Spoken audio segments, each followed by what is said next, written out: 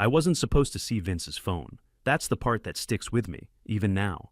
We were halfway through a business dinner with Calderon Systems, trying to land a $45.7 million infrastructure upgrade deal, the kind of contract that changes a company's future, or, in my case, ruins yours. My name is John Kessler. I'm 42 years old. I live in Chicago, and for the last 10 months, my life revolved around this one project, Calderon. I'd done everything. Every line of code spec'd, every SLA clause drafted, every pitch refined. My fingerprints were on all of it. So, when Vince's phone lit up across the table, I wasn't trying to snoop. He had stepped away to take a call, left it right there next to the steak knives and linen napkins. I was moving my beer glass out of the way when I saw it. Just one line, from Gavin Rhee, the CEO. Let him wrap the contract, then cut him loose.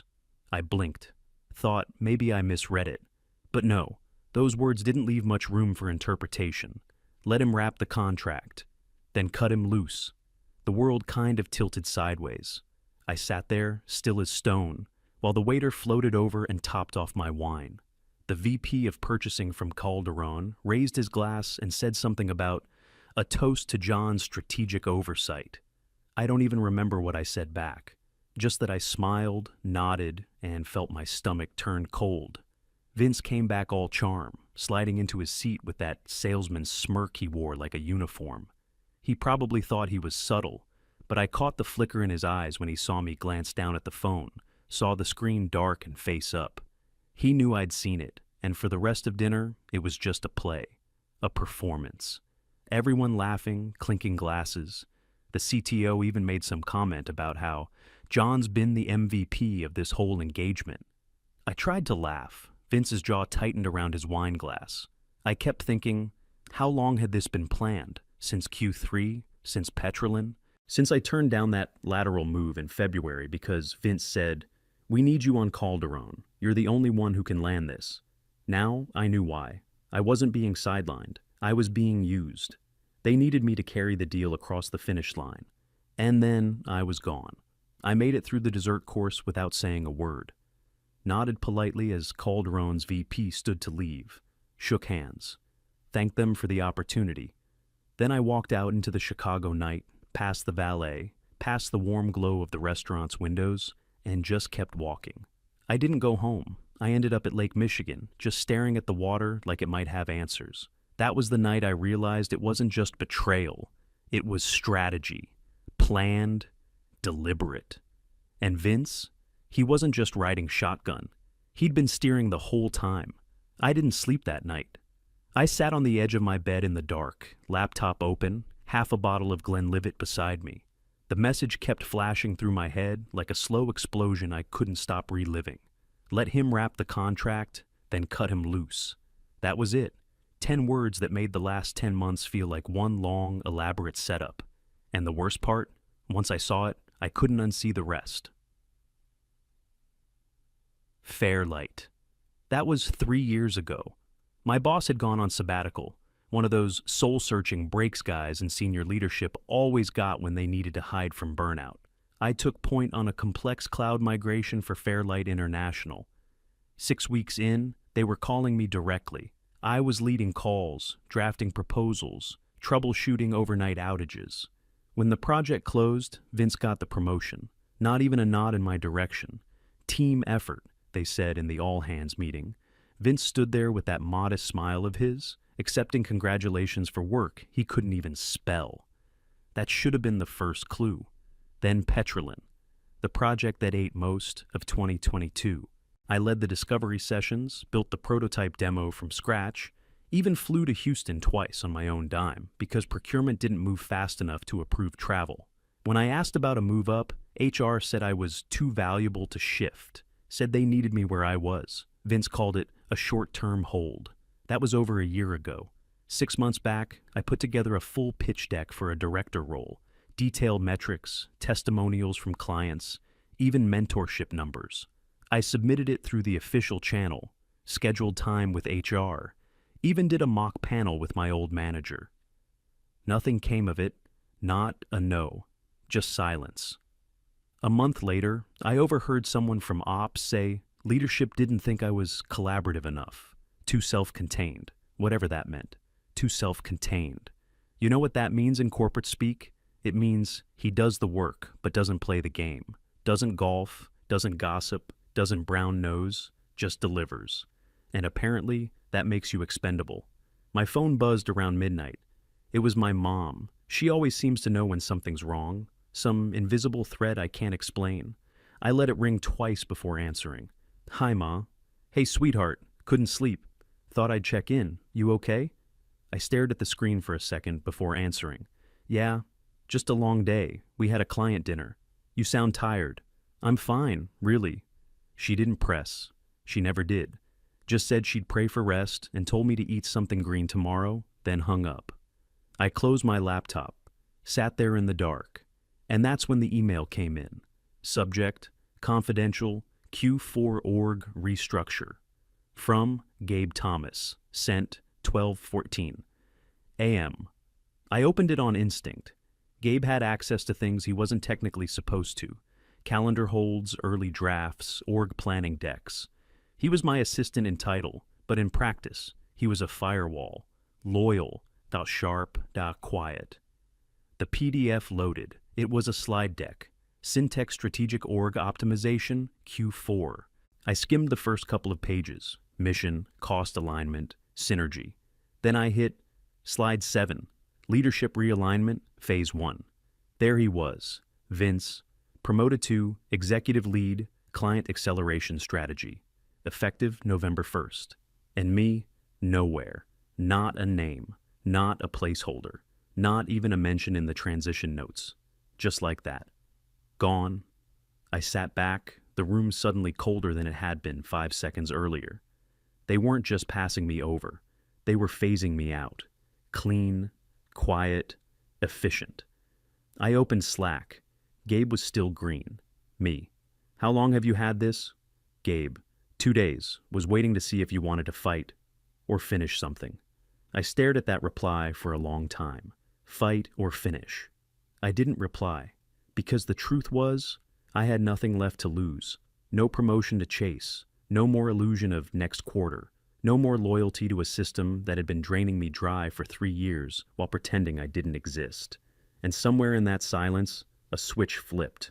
I wasn't going to go down. I was going to go around. And this time, I wasn't going to ask anyone for permission.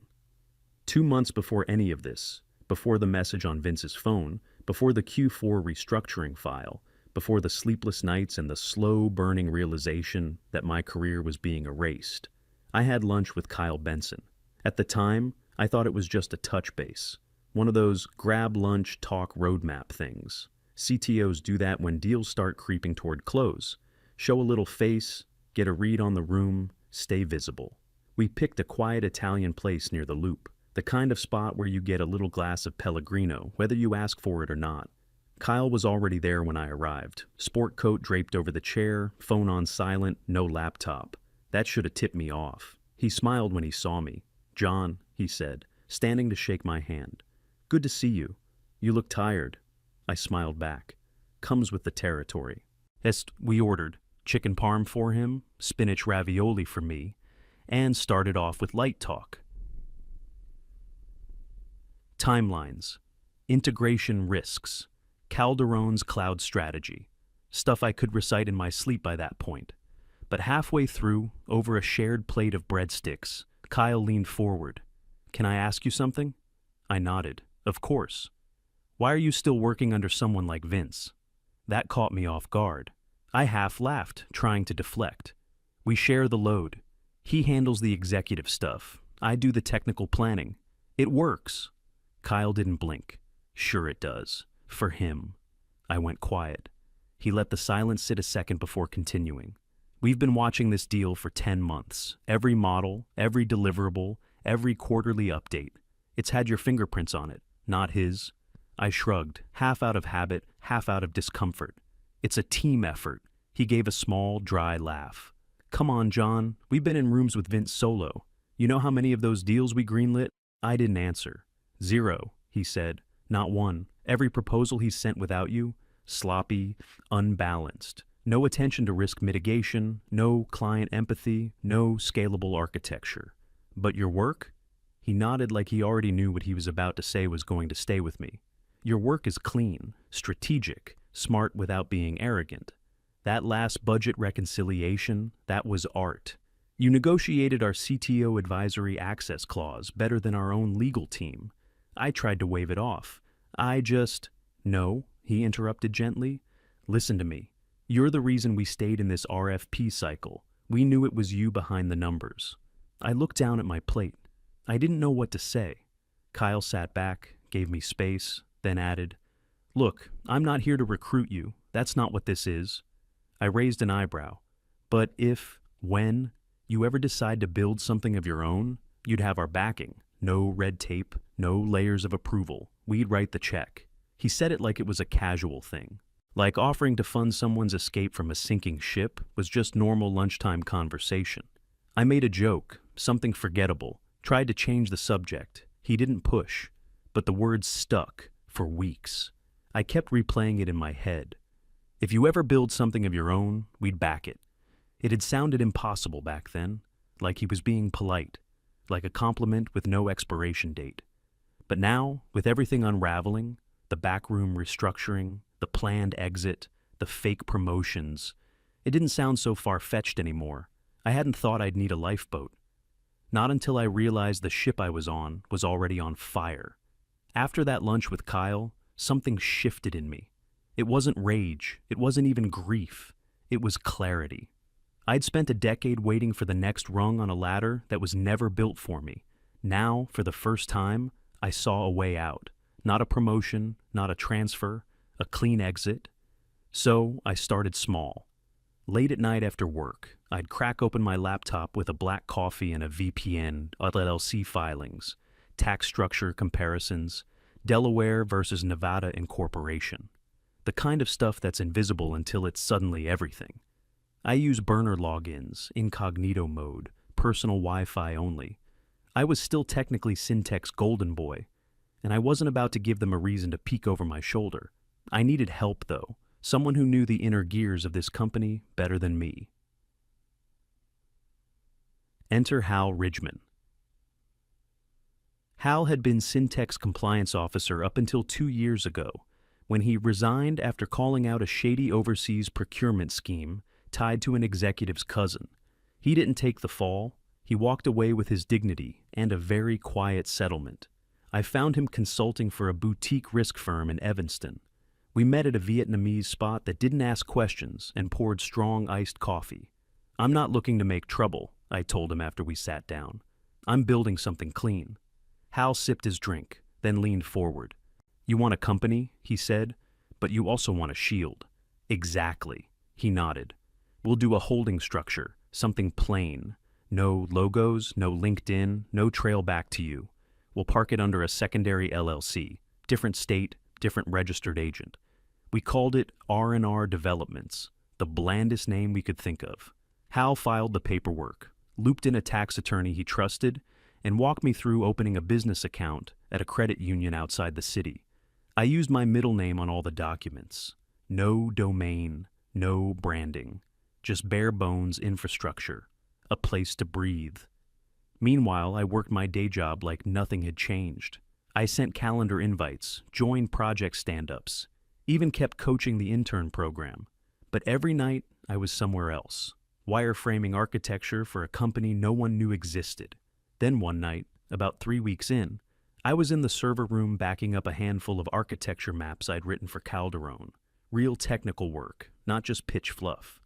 The old ventilation in that room made it feel like a tomb, cold and humming.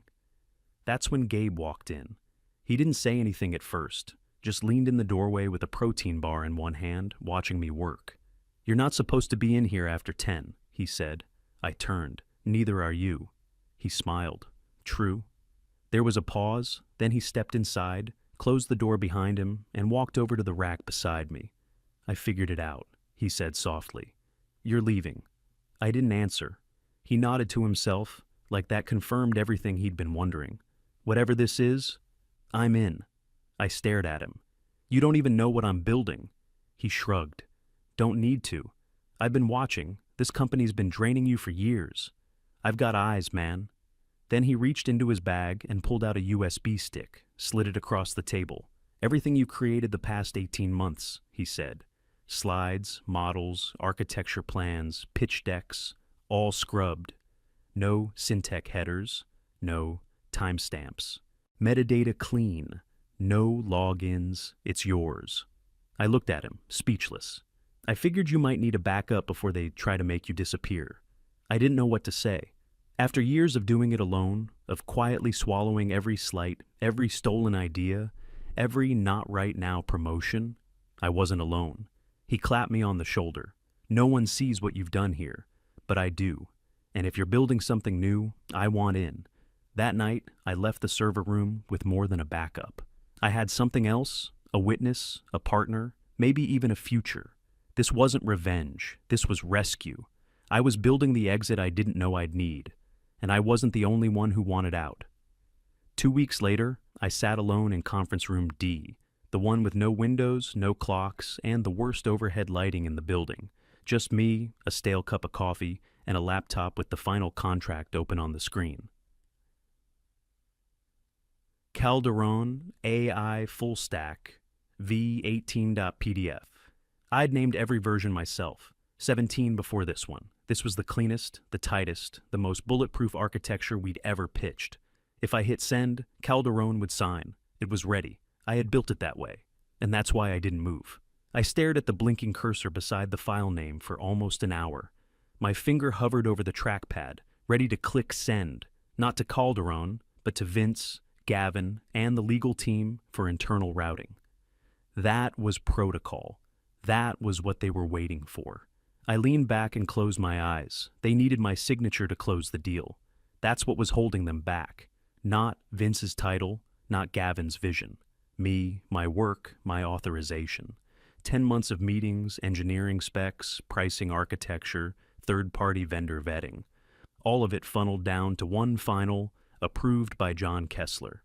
And that was the one thing they hadn't figured out how to fake. The door opened behind me. I didn't have to turn around. "Look who's burning the midnight oil," Vince said, strolling in like he owned the building. He clapped a hand on my back, then leaned over the table to peek at the screen. "That the final version?" he asked, like he didn't already know. "Yeah," I said. He pulled up a chair without asking. "God, it looks good. Kyle and the team are going to eat this up. Honestly, man, you're our closer." I didn't respond, just watched him out of the corner of my eye. He was grinning, the fake kind. The kind where the corners of his mouth moved but his eyes didn't follow. "We're going to toast this next week," he said, slapping my shoulder again. "Big things coming. You've done good work, John."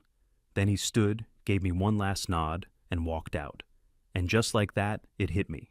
He thought I was done, that I was broken down, resigned, still playing my part. He had no idea I'd been preparing my own off-ramp. 2 minutes later, Ava stepped into the room. No knock, no hesitation. "Hey," she said softly, closing the door behind her. I looked up, surprised to see her. HR usually didn't make late-night appearances unless someone was crying in a stairwell. She walked over and stood across from me, arms crossed. "I shouldn't be saying this," she said, glancing at the door. "But I'm going to." I waited. "They're waiting on you to send the deal," she said. "That's when it goes live, and when the restructuring starts." I blinked. "You've seen the plans?" She nodded. "The whole package. Gavin's calling it a top-end pivot. The headcount reductions are already drafted. You're on the list. Vince isn't." I let that settle in. "They're going to cut me the second I send it," I said. "They're just waiting for your name to be on it," she replied. For a long moment, neither of us said anything. Then I closed the laptop. Ava nodded slowly, as if she knew I wouldn't need convincing. She turned to leave, then paused. "For what it's worth," she said, "you're better than the people running this place." And then she walked out. I sat there for a few more minutes, staring at the closed laptop. They thought I was stuck, but I wasn't. For the first time in a long time, I had leverage. Not in theory, not in some vague promise of visibility or future opportunity. No, real leverage. I had the work, the contacts, the trust of the client. And more importantly, I had something they couldn't see yet, a way out. They wanted the deal. They needed my signature. But now Now I had their clients, and they didn't even know it yet. I walked into the office Monday morning like it was any other day. Same coffee in hand, same button-down shirt. I kept just slightly wrinkled to avoid looking like I was trying too hard. Gabe nodded at me from across the bullpen. No smile, just that barely there look we'd mastered over the years. The kind that said, "Watch your six," without needing words. I swiped my badge at the glass doors. Nothing. The light blinked red. Tried again. Still red. A security guard I didn't recognize approached me with polite but blank eyes. "Mr. Kessler?" he said, already reaching for a folder under his arm. "Yeah. I'm going to need your badge, please." He handed me a slim envelope, 5 sheets of paper, neatly stapled. Syntech, letterhead. Termination? Notice udo effective immediately. No cause listed. No exit interview. No bullet points. Just 5 lines of legal nothingness. Like I'd never worked there. Like I hadn't just carried them through a 10-month, multi-million-dollar contract. I didn't say a word. Just nodded, handed him my badge, and walked toward my desk like I needed to grab something. He followed, of course. They always do. Company protocol says no one walks alone, post-termination. Except when I got there, my name was already gone from the desk tag. Gabe was standing nearby, arms crossed, eyes locked on me. He didn't flinch, just gave me the faintest tilt of the head. Then his phone buzzed. He glanced at it, looked back at me, and mouthed, "They cut you." I gave him a nod, like we'd expected this. Because we had. Sarah, junior analyst, 2 cubes over, looked up from her monitor and frowned. "They just reassigned your projects to Vince," she said under her breath. "It's like your name was never on anything." On my chair, someone had left a manila envelope. No name, no note. I opened it slowly. Inside was a USB drive, the same one Gabe had scrubbed and prepped weeks ago. Every model, every pitch, every architecture document I'd built, all clean, all ready. I didn't ask how he got it back on my chair. He just gave me a look that said, "I never stopped watching your back." I slid it into my pocket. Then I turned and walked out. No scene. No outburst, no final words. I didn't need them. They thought they'd erased me. Like I was just a name in a directory that could be toggled off with a switch. They thought the moment I stepped outside, I'd vanish, fade, disappear. But what they didn't know was that I was already gone. The man they fired, that wasn't me anymore. I wasn't John Kessler, a senior solutions architect at Syntech. I was John Kessler, CEO of R&R Developments. And in 6 days, the biggest deal in Syntech history would go public, without their name on it. At 7:03 a.m., the next morning, I sat at my kitchen table in the quiet of my apartment. Sunlight hadn't even broken through the blinds yet. The city was still asleep. My phone was on silent. The only sound was the soft whir of the ceiling fan above me, and the slow exhale I didn't realize I'd been holding. I opened my laptop, pulled up the final version of the Calderon contract, the real one, the one I'd written, the one I'd built from scratch, version after version, word by word. It was still named Calderon JAWCI Full Stack V18.pdf, the name Vince expected, the one Gavin would have recognized. I clicked on the file name. Rename RNR Calderon Final.pdf. That one small change felt bigger than any promotion I'd ever been denied. Then I opened the signature block. Deleted. Syntech Solutions, Senior Solutions. Architect, John Kessler. Typed in, R&R Developments, CEO, John Kessler. I stared at the screen for a second. Not for doubt, I just wanted to remember how it felt. That precise moment where everything I thought I'd been building for someone else finally became mine. I attached the file to a blank email. To Kyle Benson, subject, final contract. The body was just one sentence. Thank you for waiting. Ready to move. Hit send. 4 minutes later, my laptop pinged. From Kyle Benson. Subject, RE, final contract. We're in, funding available, let's announce Friday. Congratulations, John. Kyle. That was it. No lawyers, no red tape, no VP approval chain, just action. I leaned back in my chair, hands still hovering above the keyboard. I didn't feel euphoric. I felt still, solid, like someone had finally let me come up for air after years underwater. For a decade, I'd been chasing titles, competing for slots on an org chart built for people who looked the part, talked the talk, and knew how to make themselves visible at the right happy hours. I thought I needed that ladder. Turns out, I just needed a pen. One signature. That's all it took to change everything. Not a plea, not a pitch, not a 30-slide deck, just a name. My name, on the deal. The irony. Syntech fired me, thinking they were cutting dead weight. Thought they were protecting their asset by containing the risk. I could almost hear Gavin saying it in his boardroom voice. But they never understood the truth. I wasn't the risk. I was the value. And now, Calderon wasn't their client anymore. They were mine. At exactly 8:12 a.m. that Friday, my phone lit up with a news alert. Tech Insider exclusive. Calderon inks major AI deal with emerging firm R&R Developments. That was the headline. No mention of Syntech. Not a single word. I sat on my couch in sweatpants, barefoot, holding a mug of coffee that had gone cold hours ago. My inbox was exploding. Old colleagues, vendors, 2 journalists, even a VC I hadn't spoken to since 2016. Everyone suddenly remembered my name. And then came the texts. The first was from Vince. "Call me, we need to talk." That's then again 5 minutes later. "John, seriously, we need to get ahead of this." I didn't respond. Instead, I forwarded the article to Gabe with 0 commentary. He replied within 60 seconds. Vince just broke his coffee mug in the break room. I laughed, really laughed, for the first time in months. Not the polite, tight-lipped kind I gave during fake happy hours or forced conference calls. A real body-shaking laugh.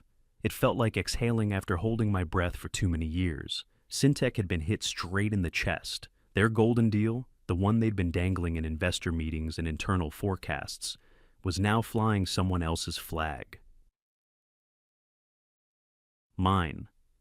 By noon, I'd heard from Ava. She didn't say much, just sent a screenshot of an internal Slack message from Gavin to the exec team.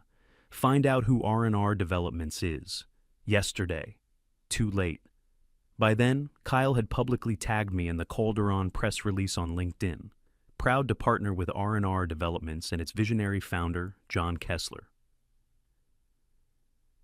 Innovation deserves recognition.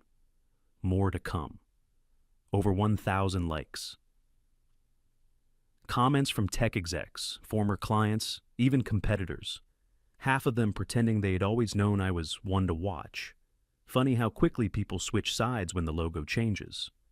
By 3 p.m., someone from Syntech's PR team sent me a message asking for clarification regarding R&R's affiliation with former Syntech personnel. I ignored it. Then Gabe sent another update. Their legal team's in full panic mode. Half the conference rooms are booked out all day. Vince hasn't come out of his office. Good. This wasn't spite. This was acknowledgement. For years, I'd built the foundations that made Syntech's biggest accounts possible. I'd been the face clients trusted, the voice on the calls, the author of every blueprint Vince claimed credit for. And now, they had nothing to show for it but silence in their inbox and confusion in their boardroom. Syntech didn't even know how to respond. Because they didn't have a story. I was the story. And now I had the headline. The company that refused to put my name on anything was choking on it. 2 days after the story broke, a thick white envelope landed on my apartment doorstep. No signature required, just dropped off like a pizza flyer. I opened it slowly. Inside, 4 neatly folded pages, watermarked with the Syntech legal seal. The header read, "Notice of intent to pursue legal action, client interference and intellectual property." Misappropriation. I actually laughed out loud, not a full laugh, more like a scoff, the kind you give when someone who used to ignore you suddenly wants to talk terms. I took a picture of the whole thing and texted it to Hal. 2 minutes later, he called, no hello, just, "Amateurs." I put him on speaker as I poured a fresh cup of coffee. "They have no IP claim," he said, flipping through the scanned pages I'd sent. "You were a contractor. They never moved you to full-time status. No employment contract, no NDA, and, Hang on, I'm looking now. Yep. No assignment of IP clause. It's like they set the whole thing up to protect them from liability, and forgot it also protects you. They always said keeping me as a contractor gave them flexibility, I muttered. Hal snorted. It gave you freedom. They just didn't know it. He paused for a beat. Then, in that calm, surgical voice of his, said, I'll handle this. The next day, Hal sent me a copy of his response. 2 pages. Cold. Perfect. Not a wasted word. To whom it may concern, your claim lacks merit. Mr. Kessler was not an employee. No intellectual property agreements were signed, no proprietary tools were used, and all development originated from external, non-exclusive assets. For your records, we've attached his 1099s confirming contractor status. No W-2s were ever issued. Unless a formal substantiated claim is filed in court within 10 business days, we consider this matter closed. Additionally, we've blind copied the Syntec Ethics and Risk Oversight Committee as a professional courtesy. Regards, Hal Ridgman, Esker R&R Development's legal counsel. I forwarded it to Gabe. He replied with one line. They messed with the wrong guy. And they had. They built a system where people like me were easier to overlook, to underpay, to shut out of boardrooms, all so they could keep options open and expenses down. Turns out, their shortcut became my shield. They thought I was disposable. But now I was untouchable.